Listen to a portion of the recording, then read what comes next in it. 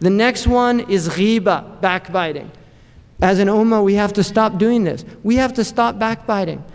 Each individual has to make a commitment. And when you hear people backbiting, you have to tell them, I don't want to hear this. I can't hear this. What is backbiting? There are two definitions. The prophetic definition is obviously the best, but there's an extended fiqhi definition, which is important also. The prophetic definition is, ذِكْرُكَ أَخَاكَ بِمَا لَوْ سَمِعَهُ لَكَرِهَ. It is to mention your brother, had he heard you saying it, he would dislike it. That is the prophetic definition. The faqih's definition is an extension of that, which says that it is to make mention of your brother in a distasteful way in which there's no need. In other words, sometimes it's necessary to say things about your brother for reasons, and the ulama, they give reasons for it. And they're this. Tadallam, which is if somebody's an oppressor, it's permissible to tell somebody, help me, he's an oppressor. Like to go to the judge and say, this man stole my property.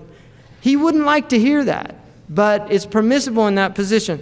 Wasta'in, to seek help. Help me, here's an oppressor here. Or help come, somebody's stealing, something like that. Or a stifti, to ask a fatwa.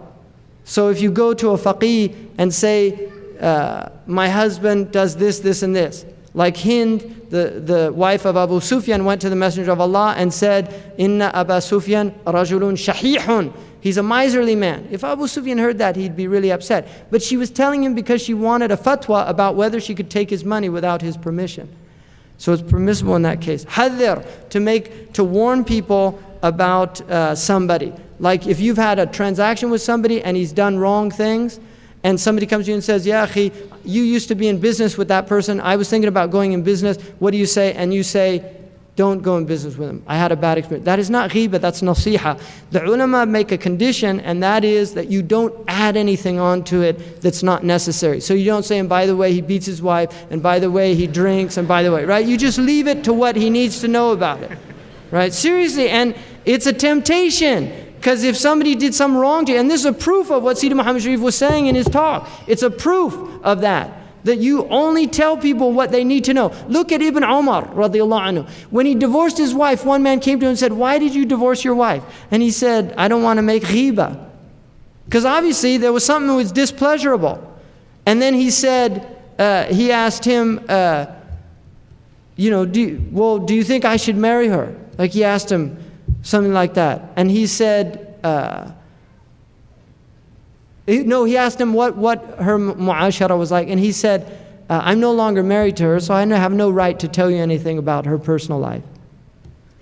And that's taqwa. That is simple as that. How many people now will spend the rest of their lives complaining about their divorced wife or husband?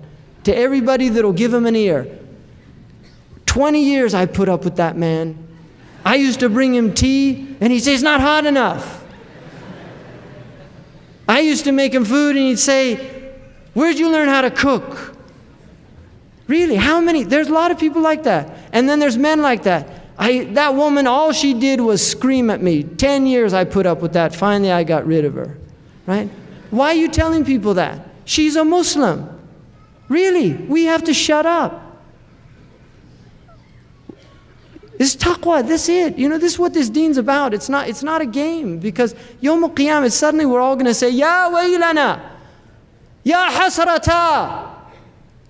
Well, that's what people are going to say. Ma farrattu fi jambillah. Oh, I didn't do the rights of Allah. Why didn't I do it?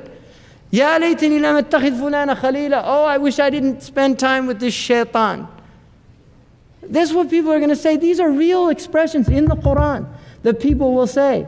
Irji'ni a'mal salihan. Let me go back, I'll do good. We don't want to be those people. We want to be people, man ahabba liqa Allah, ahabba Allahu liqa'ahu. And the one who loves to meet Allah is working for that day. That's the proof. It's not, oh yes, I want to die and meet Allah. I can't wait. Many of the Sahaba were afraid because they didn't feel prepared yet. And that's why the Messenger of Allah said, don't desire death. Because either you're a bad person and you still have time to make tawbah and do some good things before you die, or you're a good person and you want to increase in your goodness. Allahu Akbar. وَجَعَلَ الْحَيَاةَ زِيَادَةً لِي فِي كُلِّ خَيْرٍ in Sahih Muslim. Make my life increase in every good.